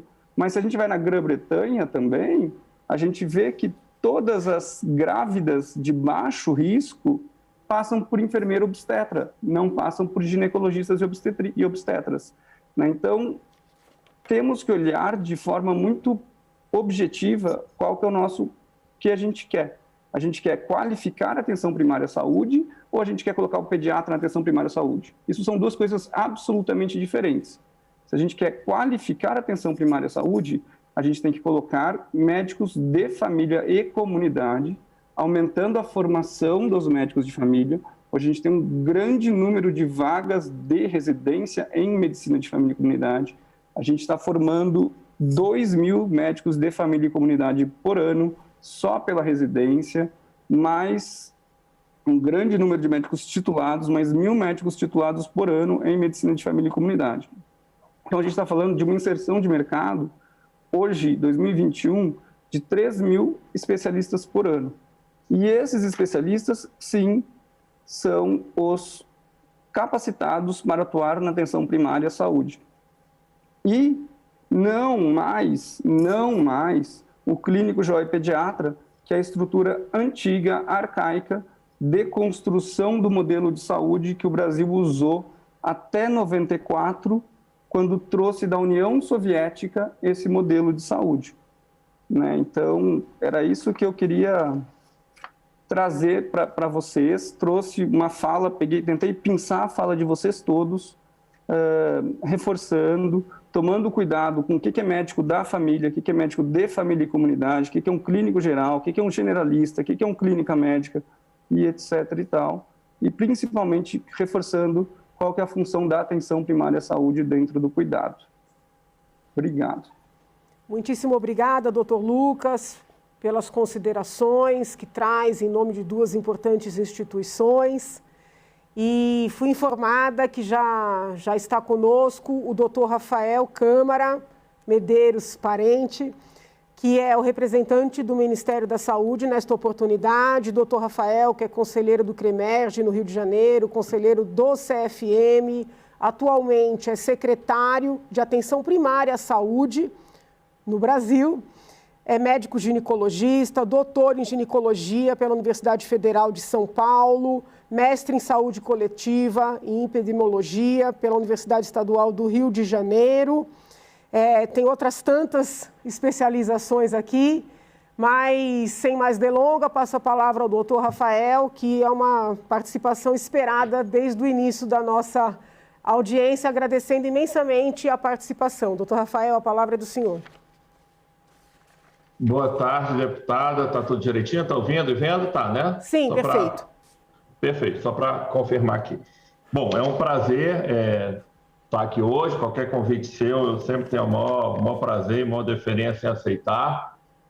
Estamos aqui representando o Ministério da Saúde, eu sou secretário nacional de Atenção Primária. E por que eu estou aqui? Porque, na verdade, dentre as quase 40 coordenações que estão no meu guarda-chuva, uma delas é a coordenação da saúde da criança, do aleitamento. Então, tenho certeza que é por isso que a senhora me convidou, e a senhora sabe que a gente tem pautas bastante semelhantes e uma linha de pensamento muito próxima. Bom, então primeiro eu queria parabenizar como médico, como conselheiro federal de medicina, como secretário nacional de atenção primária, todos os pediatras do Brasil, uma importantíssima profissão que cuida das crianças. Eu, como obstetra, o nosso trabalho sempre foi muito próximo. Eu agora estou afastado da clínica há um ano, mas sempre nas salas de parto, né, atendendo junto. Então, com muita satisfação que eu estou presente aqui. Então, logo a senhora me convidou, imediatamente eu aceitei. Então, eu vou colocar aqui uma apresentação, daqui a poucos segundos, do que a gente fez, do que a gente tem feito, né? Porque aqui no papel de gestor a gente não é um mero opinador, a gente também tem que mostrar resultado, tem que mostrar o que está fazendo, e eu acompanhei aí por alto os últimos 20, 25 minutos e também vou comentar algumas coisas. Em relação ao tema específico, a gente tem feito várias reuniões, até recentemente eu tive uma reunião com o ministro Marcelo Queiroga, com a Sociedade Brasileira de Pediatria, com o CFM. Eu também tenho várias, e brevemente a gente vai apresentar um programa exatamente para colocar o pediatra na atenção primária, tá? Isso vai englobar também o ginecologista, o pediatra clínico, e no enfoque de aumentar a resolubilidade. Eu acabei de ver o presidente da Sociedade de Medicina de Família e Comunidade.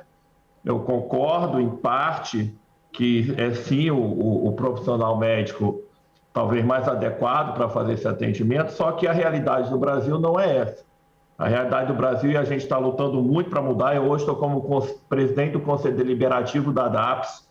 Hoje mesmo nós tivemos uma reunião, nós fechamos o contrato de gestão, já fechamos o estatuto. A nossa ideia é que até o final do ano a gente já esteja colocando nos postos de saúde do Brasil os médicos contratados pelo Médico pelo Brasil, que é certamente um avanço muito grande em relação a mais médicos. Então, isso é uma forma da gente qualificar. Mas o que a gente tem hoje é que, em grande parte das UBS, das Unidades Básicas de Saúde, é que não necessariamente o médico que está lá, ele consegue fazer esse atendimento com essa qualidade toda que foi falada. E isso é um problema estrutural. Isso não é um problema que se resolve em um dia, em um mês, em um ano, ou formando 2.000 médicos de família e comunidade por ano. Isso não é nada, isso é um pingo no oceano frente a 53 mil equipes de saúde da família do Brasil. E eu queria que vocês atentassem para esse ponto, Porque quando a gente fala em 53 mil equipes de saúde da família, e a gente está trabalhando muito forte nisso, semana passada a gente habilitou todos os pedidos do Brasil de equipe de saúde da família, todos, sem exceção. Quem pediu, a gente deferiu. Quem não pediu, eu só posso deduzir que está muito bem. O município não precisa pedir para ser habilitado. Então, a gente aí já tem uma questão numérica, um problema de número. Como é que a gente vai colocar pediatra no momento em todas as unidades básicas de saúde, se a gente, pelos números do CFM, nós temos cerca de 42 mil médicos pediatras. Isso, na prática, muitos deles trabalham só em consultório privado, ou já têm seus 2 vínculos públicos e não podem de jeito nenhum agir.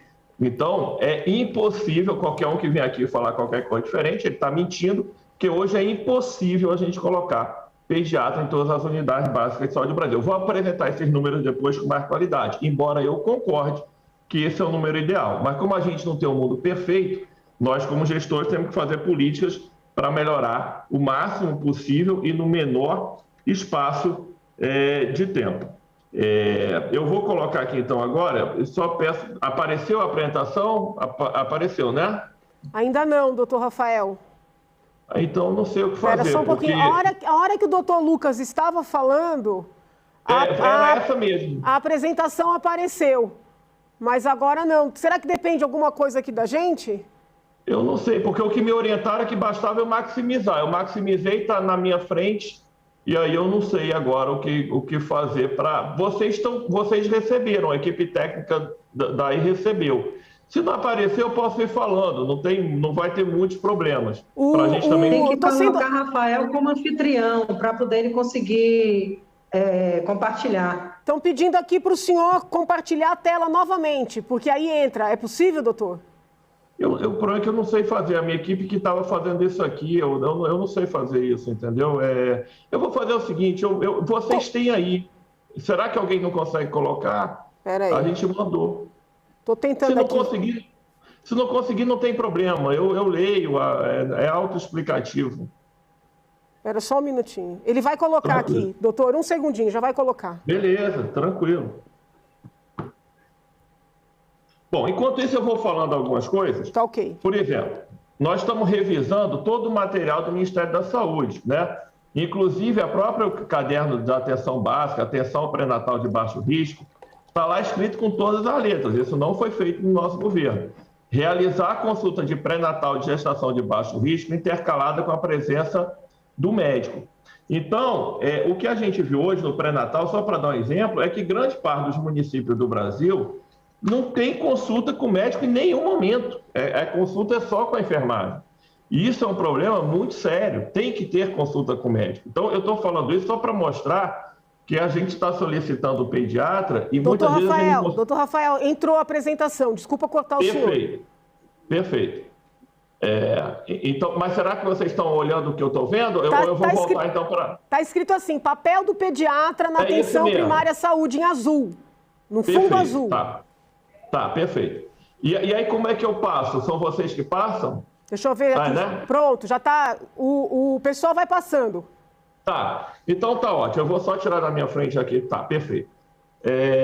Então, o que é importante também para todos que estão assistindo, as pessoas precisam entender qual é o papel do Ministério da Saúde na atenção primária. Eu, como secretário nacional de atenção primária, eu não mando em nenhum posto de saúde do Brasil. Nenhum dos 47 mil. Se eu chegar em um e falar, eu quero que faça A, B e C, eu não tenho esse poder, porque a gestão ela é plena totalmente dos municípios. Então, o que o Ministério da Saúde ele faz? Ele fomenta as políticas, ele instiga os municípios por meio de não só de investimentos, mas também quando a gente coloca algum tipo de ação que, se ele fizer, ele vai receber uma verba. Então, esse é o papel do Ministério da Saúde. Por isso que eu falei que eu vou lançar brevemente esse programa. E aí você pergunta, isso vai se tornar realidade de um dia para o outro todos os municípios? Não, porque vai depender dos municípios aderirem. Quem aderir vai receber verba. E, obviamente, se isso, como é uma boa política, os municípios que não aderirem, eles vão ser, de alguma forma, forçados pela opinião pública a aderir. É o que a gente espera que aconteça, tá? Então, é muito importante todos saberem qual é o papel do Ministério da Saúde para não cobrar, porque, às vezes, por exemplo, a gente vai no lugar, o posto de saúde não está funcionando. Aí eu vou lá e digo, olha, para esse posto a gente mandou tantas centenas de milhares de reais, fizemos isso, aquilo outro. Se não está funcionando, tem que cobrar do seu gestor, que sei lá o que está fazendo com a verba. Então, assim, é importante entenderem isso. Então, aqui nesse slide, basicamente, é para dizer qual é, né, a função dos cuidados da criança na atenção primária em saúde. Então, a atenção primária é o primeiro nível de atenção em saúde e caracteriza-se por um conjunto de ações no âmbito individual e coletivo.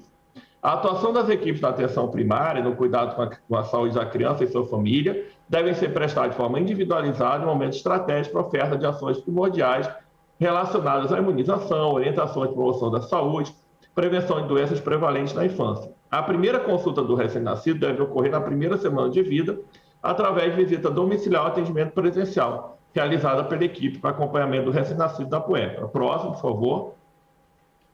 A frequência das consultas, né? Tudo isso é na atenção primária em saúde. São 7 consultas no primeiro ano de vida, 2 consultas no segundo e consultas anuais a partir do segundo. Também é importante a questão da saúde bucal. Próximo, essa aqui é bem básica, é só para o papel da atenção primária. As equipes de saúde da família são responsáveis por atender o recém-nascido e a criança, através das consultas de puericultura. Este acompanhamento é feito pelo médico em parceria com o enfermeiro. É importante destacar sempre o papel da enfermagem. O que eu falei, é importante ficar claro, que a atenção primária em saúde, muitas vezes no Brasil, tanto da criança quanto da saúde da mulher, ela é feita só pela enfermagem. E é isso que eu acho errado. Eu acho que tem que ser um trabalho conjunto do médico com a enfermagem. Em caso de maior complexidade que requer o olhar do especialista, essas crianças são encaminhadas ao médico pediatra para avaliação e conduta mais direcionada e adequada ao caso. Próximo. E aqui foram esses números, que aqui eu acho que é importante, atenção a isso, quando a gente fala em pediatras por região, na atenção primária. Então, além do número que eu já falei, a gente tem um problema, inclusive, de localização. Reparem que o Sudeste ele é disparado um número de profissionais maior, né? E quando você vai lá para o Nordeste, principalmente para o Norte, o número é quase insignificante. Eu falo com muita propriedade, porque nesse ano que eu estou aqui, eu fui em todos os estados do Norte. Há 2 semanas eu recebi o título de cidadão manauara pelas 3 semanas que eu fiquei lá em Manaus, quando a gente resolveu o problema da atenção primária em Manaus em janeiro, no caos da pandemia.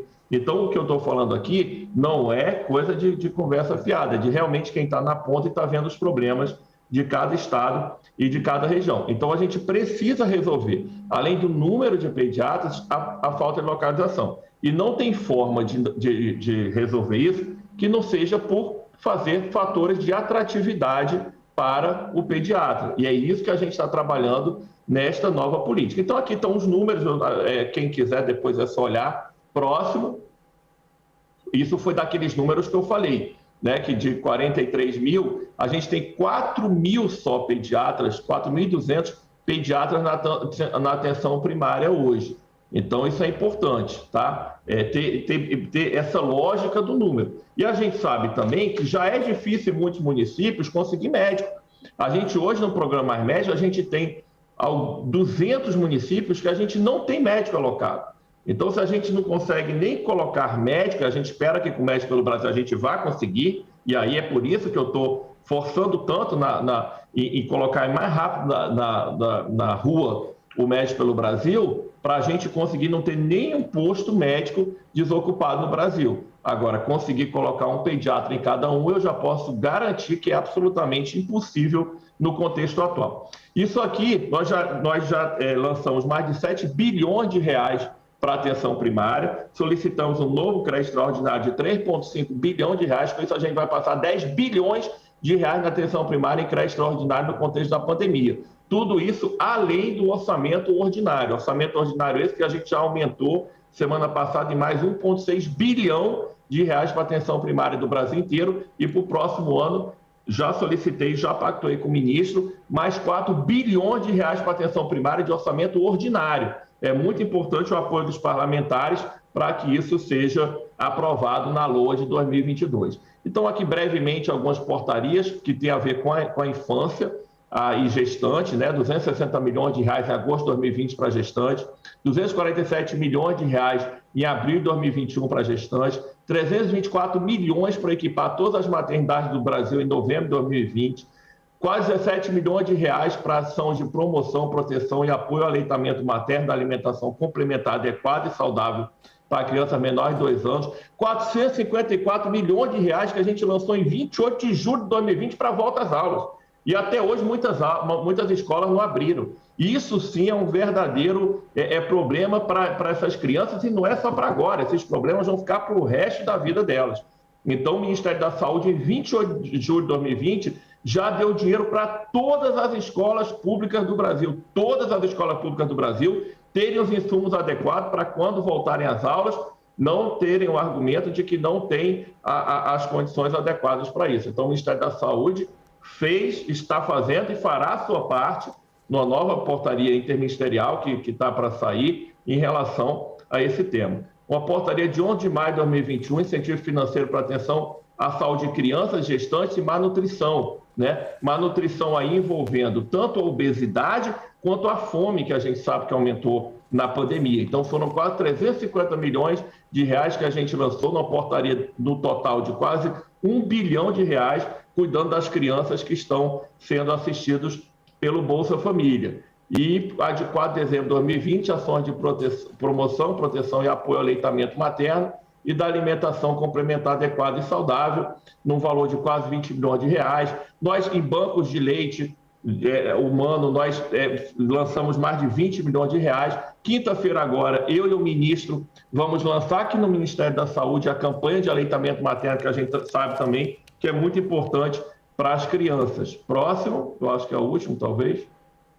Bom, isso aqui é a nossa política, são várias ações que a gente tem feito, eu não vou entrar em cada uma, mas são de redes de atenção à saúde, de atenção primária à saúde, são diversos programas que a gente faz aqui, né? Tem do lado ali a caderneta da criança, a Política Nacional de Atenção Integral à Saúde da Criança, quem tiver interesse em integrar a equipe técnica, porque muitas vezes se fala que no Ministério da Saúde não tem técnico, isso não é verdade, tem técnicos de excelente qualidade, médicos também, mas muitas vezes a gente tem dificuldade de conseguir pessoas, né, que queiram largar a sua vida e vir trabalhar aqui em Brasília, ganhando um valor que muitas vezes não é o valor que a pessoa recebe no Rio e São Paulo. Então, quem quiser se juntar à nossa equipe e for capacitado, vai ser excelente. Próximo.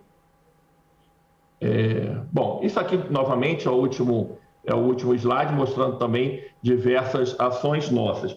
Então, eu acho que de tudo que eu tinha anotado aqui, né? Então, focando especificamente na pergunta, vamos lançar brevemente essa política, né, de colocar especialistas para aumentar a resolubilidade.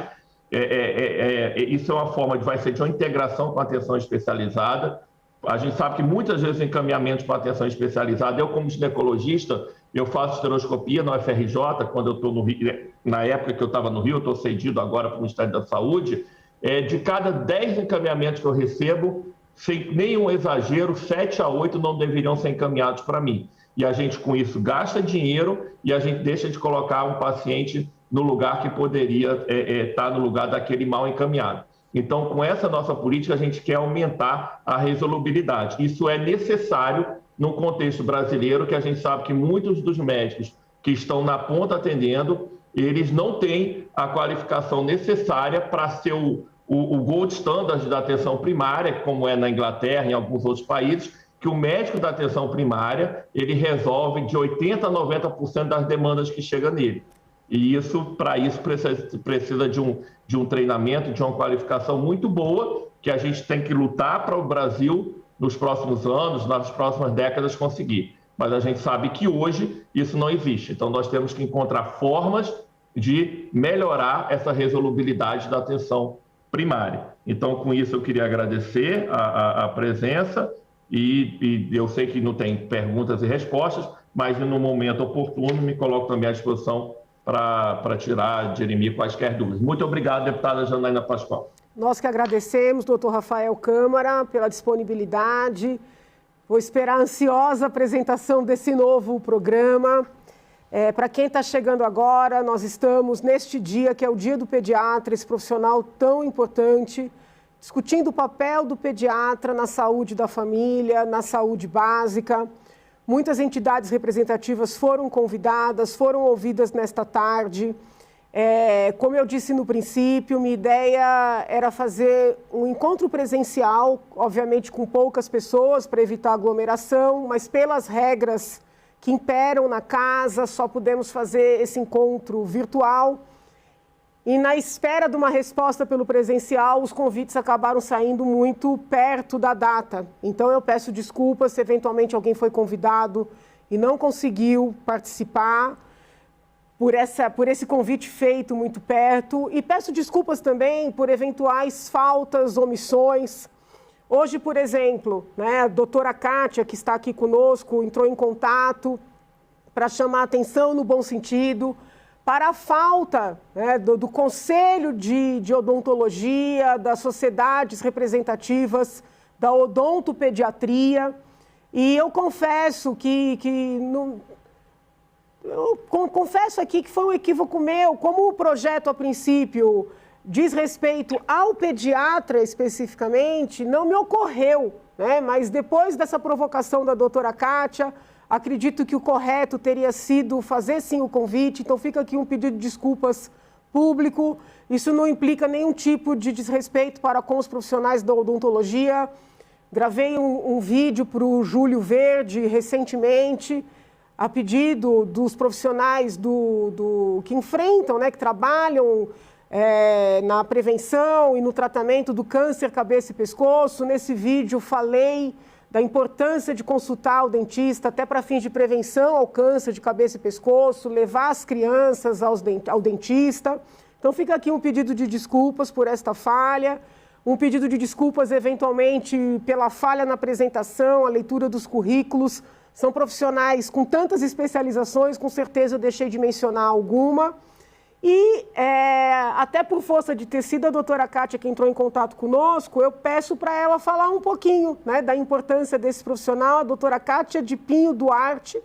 Passo a palavra para a senhora e quero até destacar que o doutor Rafael não tinha comentado com ele dessa, entre aspas, reclamação, e ele mesmo destacou a importância do profissional dentista na saúde da criança e, obviamente, na saúde do adulto por consequência. Doutora Kátia, a palavra é da senhora.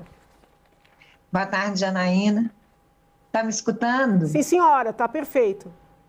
Obrigada. Janaína, eu fiquei muito feliz com o contato que foi feito e eu tenho uma experiência, para mim hoje está sendo muito agregador o que eu estou escutando aqui, porque a minha experiência vem da iniciativa privada. E eu sempre pensei, por que não estender isso à saúde pública, né? Assim, no que tange a minha pessoa, o que eu pude fazer pelos meus meninos, eu fiz. E, assim, agradecer aos pediatras que trabalham junto com a gente, né? É fundamental o acolhimento, não sei se eles concordam comigo, mas o acolhimento à gestante, inclusive. O odontopediatra, ele acolhe a gestante, encaminhado pelo ginecologista, e a gente começa o nosso trabalho ali, enquanto o nosso querido lindinho está lá na barriga da mãe, preservando também a saúde bucal dela enquanto gestante. O nosso trabalho é um trabalho árduo, de formiguinha mesmo, de tentar implantar, de tentar passar para os pais a importância da saúde bucal, para que a gente não seja futuramente o país de desdentados, né? E quero reforçar a questão financeira, que por experiência própria de ter vindo da iniciativa privada, que a gente colheu os frutos disso. Eu trabalhei numa empresa privada mais de 35 anos e a gente colheu os frutos disso, de todo o nosso empenho enquanto começo dos programas odontológicos preventivos. Esse empenho que a gente teve no início, ele reflete mais na frente na questão financeira e, o mais importante, na minha opinião, na questão da saúde bucal. Janaína, muito obrigada. Queria agradecer e respeito a todos. Eu admiro todos da área da saúde, da área da pediatria, e tomara que a gente consiga implementar, porque eu acho que, às vezes, as políticas têm que ser multidisciplinar. Muito obrigada, viu? Eu que agradeço a participação e, sobretudo, o alerta, né? Não fosse o seu alerta, eu não iria olhar com muito carinho agora para a possibilidade de nós quiçá, alargarmos, né, o nosso projeto. É verdade. Eu queria pedir a você que nos acompanhou, você que vai assistir esse programa, que agora está acontecendo ao vivo, mas depois vai ficar disponível, você que está na ponta, né, cuidando da saúde da criança, do adolescente, seja na condição de pediatra, seja na condição de odontopediatra, na condição de médico da família e da comunidade, eu quero que você entre em contato, né, comigo diretamente. O meu e-mail é janainapascoal@al.sp.gov.br para dar o seu testemunho, para trazer a sua experiência, para fazer as suas críticas e considerações. Essa participação é muito importante, né? Quem acompanha o meu trabalho sabe, e com isso não estou fazendo nenhuma crítica a nenhum colega, eu não tenho o costume de apresentar projetos em número grande. Eu gosto de pensar os projetos, gosto de apresentar aquele projeto que tenha potencial de fazer a diferença, né? Muitas vezes um projeto pode até fazer algum barulho, mas já se sabe que não tem condições de ser sancionado, não tem condições de ser aplicado. Nós precisamos trabalhar propostas legislativas que façam diferença, que tenham condições, né, jurídicas de serem sancionadas e, em termos de recursos, de serem concretizadas, né? Então, eu espero essa colaboração de quem nos acompanha, os palestrantes aqui que participaram, doaram o seu tempo. Nenhum participante é remunerado nas audiências públicas que a Assembleia Legislativa promove. Então, são pessoas que têm muitas atividades profissionais, estão aqui doando o seu tempo. Eu agradeço a essas pessoas pela sua generosidade. Todas essas pessoas estão convidadas a enviar mais colaboração por e-mail, outras considerações, as representações as associações que representam, instituições, aquelas que por falha minha não foram chamadas, tá? Portas abertas para esse diálogo. O objetivo é o melhor. Aliás, de cada um que participou aqui, ainda que com alguma divergência, o objetivo é o melhor, né? Conseguir crianças saudáveis, adolescentes saudáveis, famílias saudáveis. Porque quando a criança e o adolescente está bem dentro de uma casa, a família está bem, né? Por consequência. Estou à disposição, agradeço imensamente e termino, né, esse nosso diálogo dando os parabéns para o pediatra, que é tão importante para todos nós. Desculpem, não podemos abrir um debate, até essa sistemática de Zoom acaba facilitando por um lado, mas inviabilizando uma discussão um pouco mais aberta por outro, mas não faltarão oportunidades para que nós aprofundemos na análise, no estudo, no desenvolvimento do tema. Fiquem com Deus, muitíssimo obrigado, até a próxima.